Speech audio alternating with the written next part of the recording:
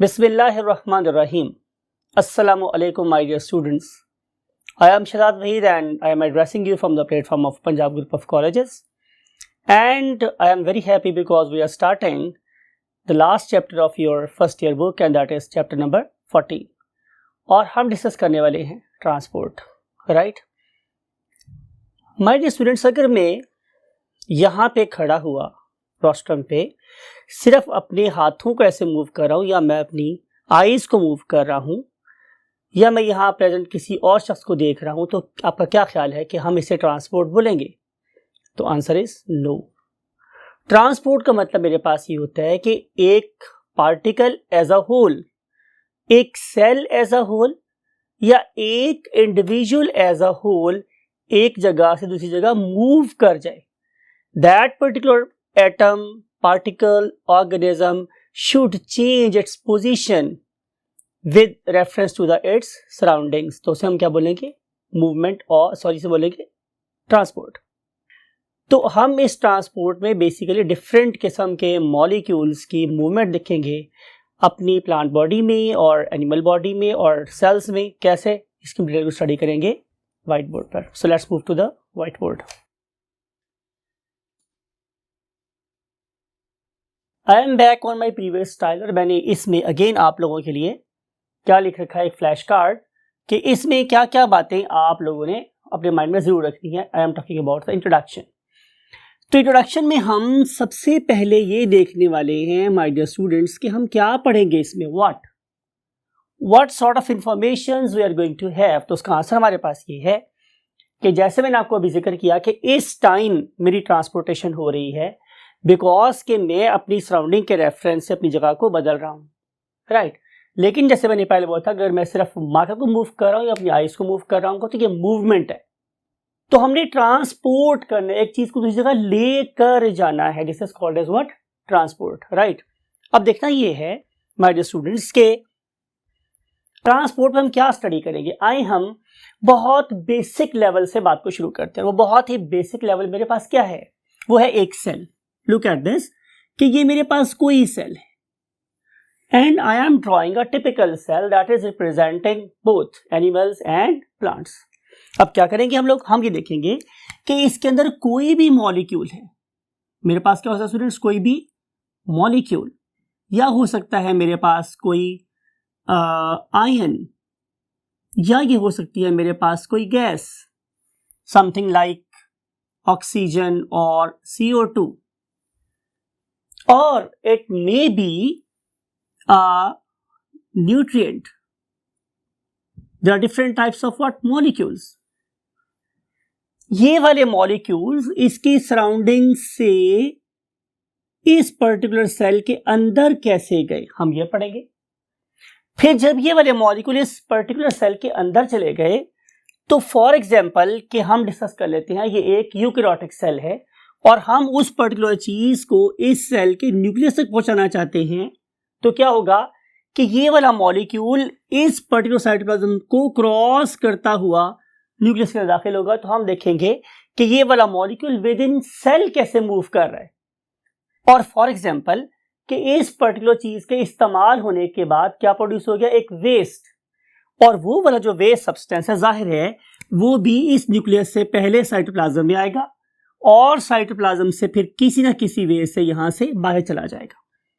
तो हमने basically 3 मराहिल study किए. नंबर 1 कि ये वाले मॉलिक्यूल्स चाहे वो गैस के थे, लिक्विड के थे या सॉलिड के थे, वो सेल के अंदर कैसे हुए, फिर विद इन सेल, सेल के अपने अंदर कैसे मूव हुए, यूज होने के बाद जो वेस्ट प्रोड्यूस हुआ वो इस सेल में से कैसे बाहर गया. तो ये हमने बेसिकली यहाँ पे स्टडी करना है. आप जरा सोच के बताएं कि क्या मेरे पास सिर्फ यूनिसेलुलर ऑर्गेनिज्म है. तो आंसर इज नो. हमारे पास यूनिसेलुलर भी हैं तो हमारे पास मल्टी सेलुलर भी हैं, और इसे आप लोग मल्टी भी बोल सकते हैं, दोनों नाम चलते हैं, इसमें कोई परेशानी वाली बात नहीं है. अब चाहे आप लोगों का ऑर्गेनिज्म यूनिसेलुलर हो या मल्टी सेलुलर हो, ये वाली तीनों चीजें दोनों में ऑपरेट हो रही हैं. मीन टू से कि मॉलिक्यूल्स की movement towards the body, within the body and its waste should be remove from the body. तो ये तीनों का हमने यहां पर भी स्टडी करने हैं. तो ये हम बेसिकली यहाँ पे पढ़ने जा रहे हैं, राइट। आगे हम देखेंगे कि ये लेवल हम डिस्कस कर लिए कि लेवल हम दोनों स्टडी कर सकते हैं, यूनिसेलुलर लेवल पर भी स्टडी कर सकते हैं इसको, और मल्टी सेलुलर लेवल पर भी स्टडी कर सकते हैं। और जब मैं बात करता हूं मल्टी सेलुलर, इसका मतलब है कि अब बात सेल से बढ़कर ऑर्गेनिज्म तक चली गई, राइट।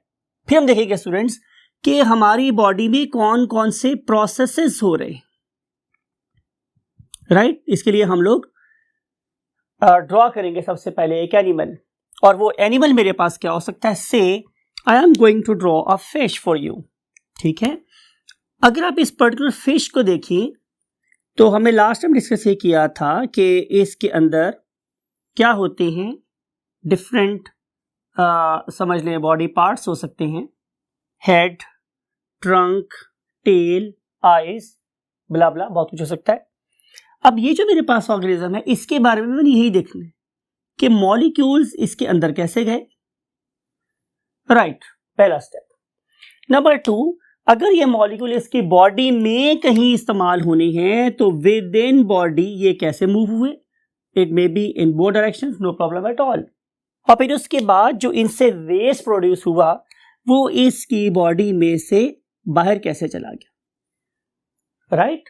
और अगर मैं आप लोगों के लिए यहां पे ड्रॉ कर दूं एक प्लांट, तो हम प्लांट के बारे में भी यही सारी बातें कर सकते हैं, राइट। तो चाहे मेरे पास प्लांट हो या एनिमल, उनके वही 3 स्टेप आपने याद रखनी है। फॉर एग्जांपल से कि ये मेरी रूट्स हैं, राइट, तो मॉलिक्यूल्स यहां तक कैसे पहुंचे, फिर उसके बाद ये वाले मॉलिक्यूल्स इस प्लांट बॉडी के अंदर कैसे मूव कर रहे हैं फॉर एग्जांपल, और फिर जो इसका वेस्ट है पर्टिकुलर वो इस प्लांट बॉडी में से बाहर कैसे गया। तो यही मेरे पास 3 स्टेप है, चाहे वो मेरे पास एनिमल हो चाहे वो मेरे पास प्लांट हो। स्टेप नंबर 1 कैसे ज्वाइन हुए, स्टेप नंबर 2 कैसे मूव हुए विद इन द ऑर्गेनिज्म, और स्टेप नंबर 3 कि वेस्ट इस प्लांट बॉडी में से बाहर कैसे मूव हुआ। तो यही 3 स्टेप एनिमल के केस में है और यही 3 स्टेप हमारे प्लांट के केस में। ये अगर हम स्टडी क्यों करना चाह रहे हैं, बिकॉज कि अगर आप किसी ऑर्गेनिज्म को देखें चाहे वो प्लांट हो या एनिमल हो, तो उसकी बॉडी में 2 किस्म के रिएक्शंस हो रहे हैं। उनमें से एक को हम नाम देते हैं फिजिकल रिएक्शंस। उसे हम क्या बोलते हैं स्टूडेंट्स, फिजिकल रिएक्शंस।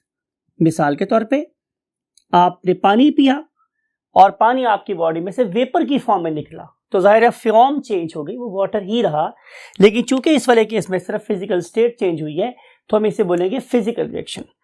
और दूसरे रिएक्शन कौन से हो सकते हैं students, very right, chemical reactions. Chemical reactions, right. इन दोनों किस्म के रिएक्शंस को अगर हम देखें तो हमें कहां कहां नजर आ सकते हैं, तो आंसर इज वेरी सिंपल कि नंबर 1 ये इस्तेमाल होगा in digestion, number 2 respiration, right, and number 3 is transportation, number 4 excretion, right, and then reproduction. And for example for sensibility,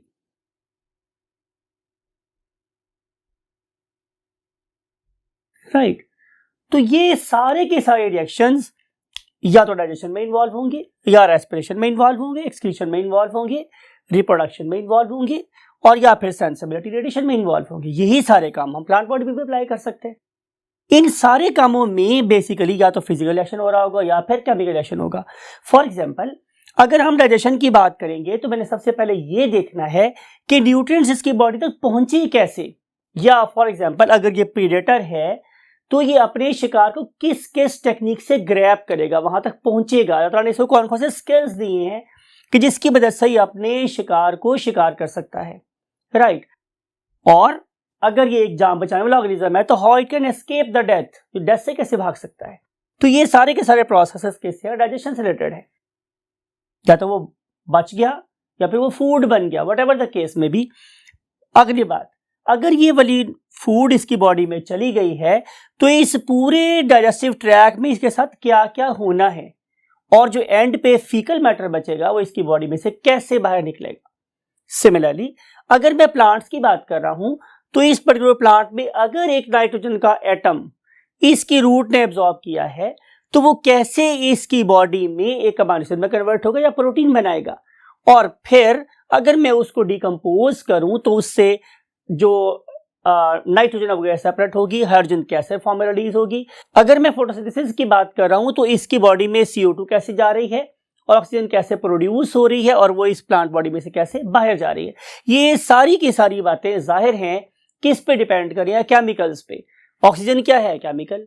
आपने चैप्टर नंबर 11 में बहुत डिटेल से पढ़ा था कि हमारे यहाँ फोटोसिंथेसिस में कौन कौन से प्रोसेसेस हो रहे हैं। आपको याद होगा कि हमने NADPH2 की बात की थी, हमने रूबुलोज बेस फॉस्फेट की बात की थी, हमने ग्लूकोज 6 फॉस्फेट की बात की थी, हमने G3P की बात की थी, राइट, हम लोगों ने फॉस्फेनल पाइरुवेट की बात की थी। ये सारे के सारे सब्सटेंसेस ये कैसे बॉडी में मूव कर रहे होते हैं और इवेंचुअली जो वेस्ट है मीन ऑक्सीजन में से कैसे बाहर निकल रहा है। तो ये सारी की सारी चीजों को अंडरस्टैंड करने के लिए हमें बेसिकली जिस चैप्टर का सहारा लेना है that is called as basically what? Transport. तो ट्रांसपोर्ट एक्सप्लेन करेगी एक्सक्रीशन कैसे हो रही है, ट्रांसपोर्ट एक्सप्लेन करेगी रेस्पिरेशन कैसे हो रही है, ट्रांसपोर्ट एक्सप्लेन करेगी कि जो रिप्रोडक्टिव मटेरियल्स हैं वो बॉडी में से चल के कहां से कैसे पहुंचते हैं। Similarly if you are getting some information from the surrounding तो आप लोग आवाज किस किस केमिकल वजह से सुन सकते हो। तो ये सारी की किस पर डिपेंड कर रही है? अवेलेबिलिटी ऑफ रिसोर्सेज पे, नंबर 2 मूवमेंट ऑफ रिसोर्सेज पे, and number 3 if the substance is in waste और इज इन एक्सेस तो हम उसे बॉडी में से कैसे निकाल सकते हैं। This is a basic task और the objective of this particular topic. तो हमने ये प्रोसेसेस स्टडी कर लिए, हमने स्टडी कर लिया कि एनिमल्स में कैसे कैसे इस्तेमाल होंगे। अब हम स्टडी करेंगे, हम स्टडी कर चुके हैं सॉरी कि हमारे यूजेस कहाँ कहाँ है प्लांट में, राइट। अब हम स्टडी करने वाले हैं, बल्कि हमने स्टडी कर लिया, ये भी नीड किया है, ऑफ कोर्स सारे प्रोसेस स्टडी करने की जरूरत है। अब हम आखिर में डिटेल में स्टडी करेंगे कि ट्रांसपोर्टेशन इन प्लांट्स, और for this purpose we move to the next half of the board. Let's move. Transport in plants. We are going to discuss transport in plants. और you know my dear students कि अगर मैं किसी typical plant की बात करूं तो आपको इस particular plant में कितने पार्ट नजर आ सकते हैं। तो you know very well, number 1 is root, number 2 is stem, number 3 is for example leaf or leaves, and finally a flower, particularly if it is a flower producing plant or an angiosperm, right। अब हमें देखना ये है कि इस particular plant body की energy requirements क्या हैं। तो आंसर मेरे पास ये है कि अगर आप एक प्लांट बॉडी को देखें तो प्लांट बॉडी में 3 चीजें आपने गौर से सुननी है। नंबर 1 कि इनकी एनर्जी डिमांड ही कम है, राइट। अगर कोई बंदा आपसे पूछ ले कि इन ऑर्गेनिजम्स की मीन प्लांट्स की एनर्जी डिमांड ही कम क्यों है, मैं साथ डाउनलोड लगा देता हूं, कम है।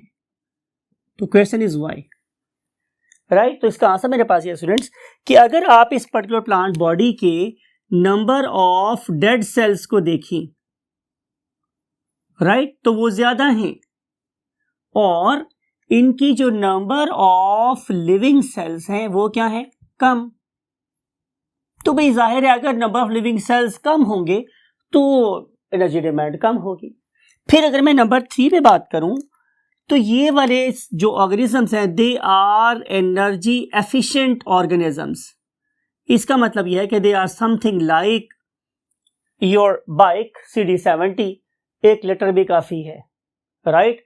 कि अगर थोड़ी सी एनर्जी भी होगी तो they can carry out numerous work from it, right.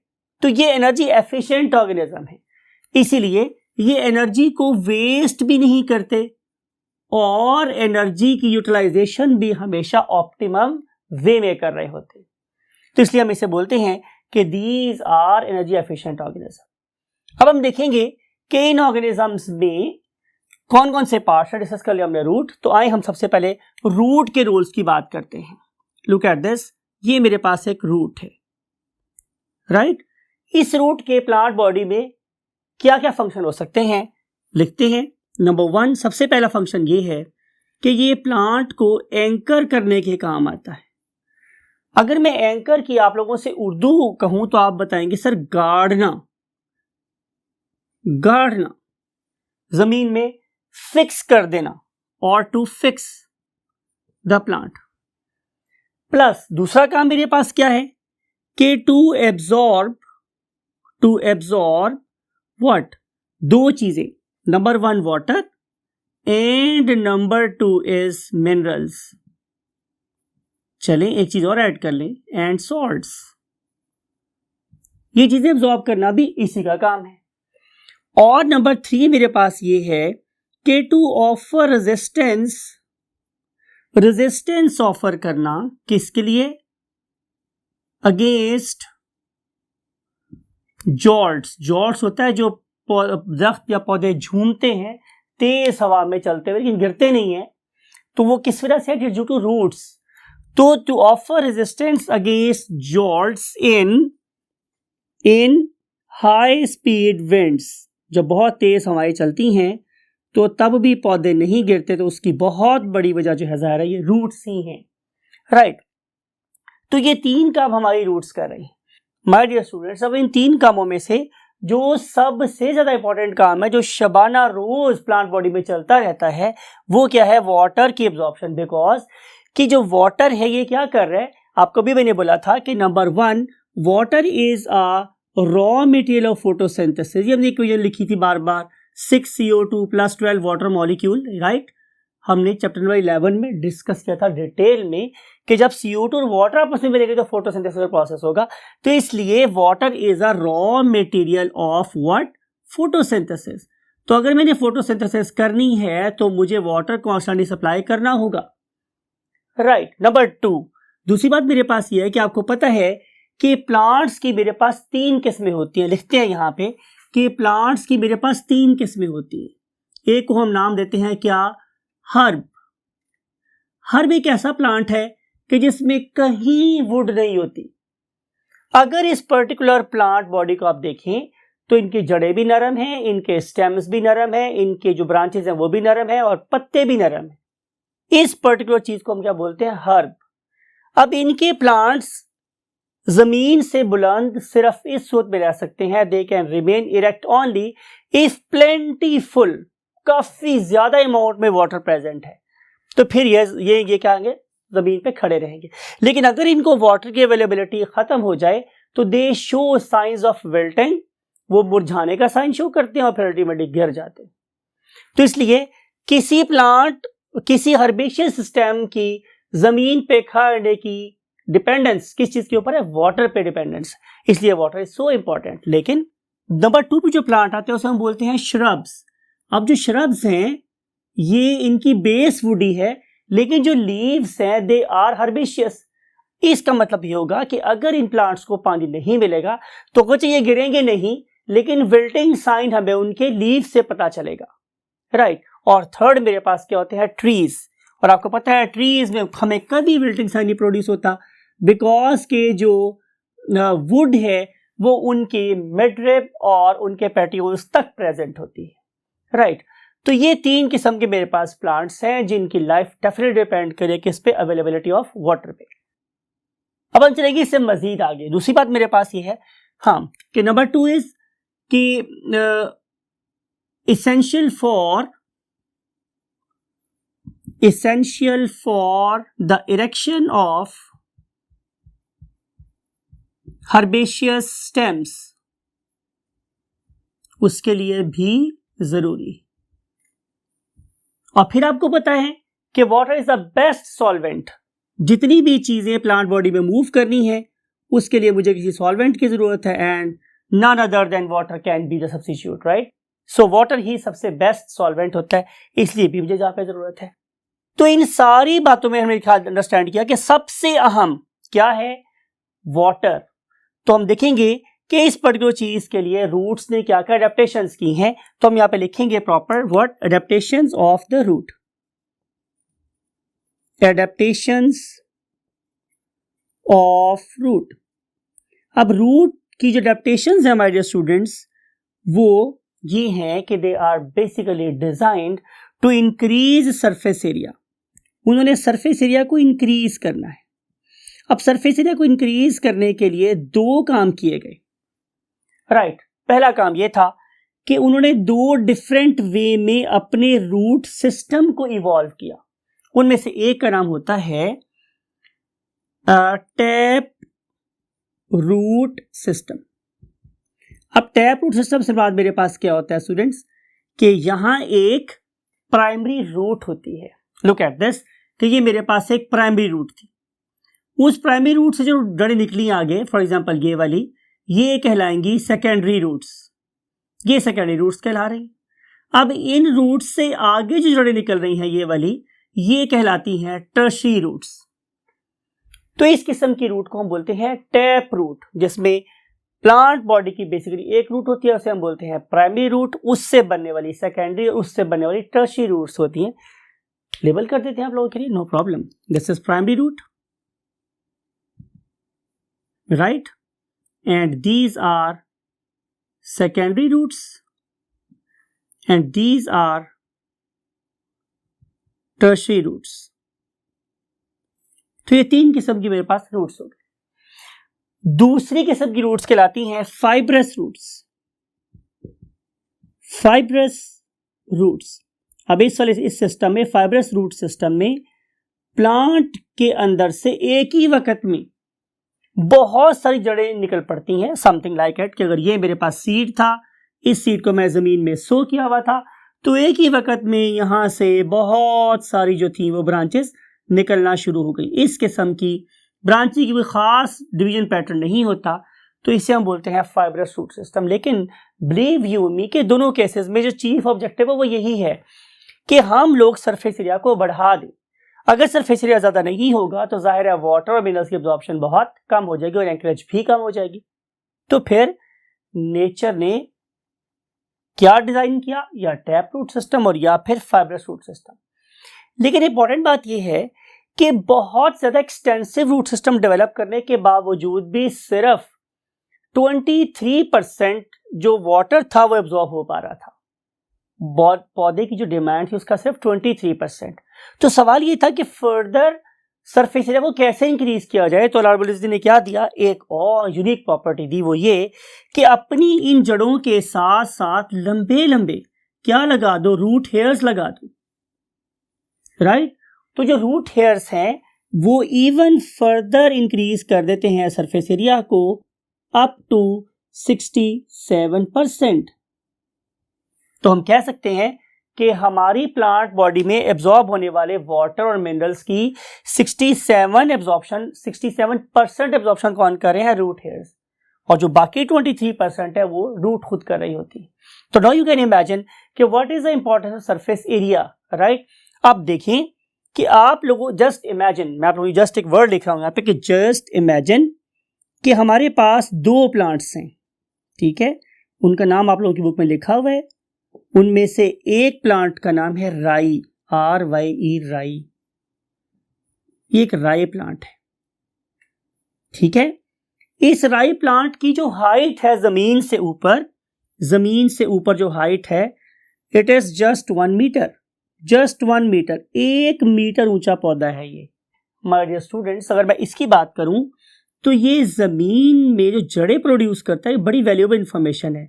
ये सिर्फ 1 मीटर टॉल जो प्लांट है, ये जड़ें प्रोड्यूस करता है, उसकी 14 मिलियन ब्रांचेस है। इमेजिन कितनी ज्यादा ब्रांचेस हैं इसकी। लेकिन शायद ये इंफॉर्मेशन आपको इतना नहीं चौंकाएगा जितनी बात अब हम कहने वाले हैं कि ये 14 मिलियन ब्रांचेस जो सरफेस एरिया ऑफर कर रही हैं, इट इज 600 किलोमीटर। आप इमेजिन करें कि 1 मीटर प्लांट बॉडी को वाटर और मिनरल सप्लाई करने के लिए 600 किलोमीटर सरफेस एरिया लार्बोलिजी ने प्रोवाइड किया है, तब जाके इसकी वाटर और मिनरल्स की डिमांड्स को पूरा किया जाता है। ऑन द अदर हैंड मेरे पास एक और प्लांट है स्टूडेंट्स, उसका नाम क्या है, प्रोसोपिस। एक प्लांट है, उसका नाम क्या है, प्रोसोपिस, और इसका ताल्लुक फैमिली लेग्यूमिनोजी से होता है, मटर फैमिली से ताल्लुक है इसका।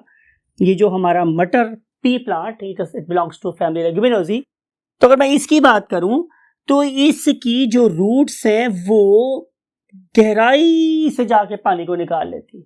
सवाल ये है कि कितनी गहराई से, तो आंसर है स्टूडेंट्स का कि they can go up to 150 feet.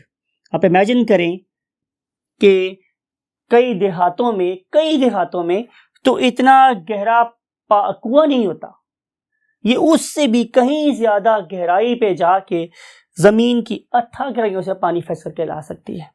Right my dear students, so these are the few informations regarding this particular introduction, that is regarding roots। और अब इस particular roots की फर्दर क्या एप्लीकेशन है और वो कैसे कैसे प्लांट के लिए वाटर मिनरल्स एब्सॉर्ब करती हैं, उनकी मूवमेंट सॉइल में कैसे होती है, ये सारी बातें हम डिस्कस करेंगे आपसे नेक्स्ट लेक्चर में। And till that you can say lesson, take very good care of yourself and your great parents. अल्लाह हाफिज़।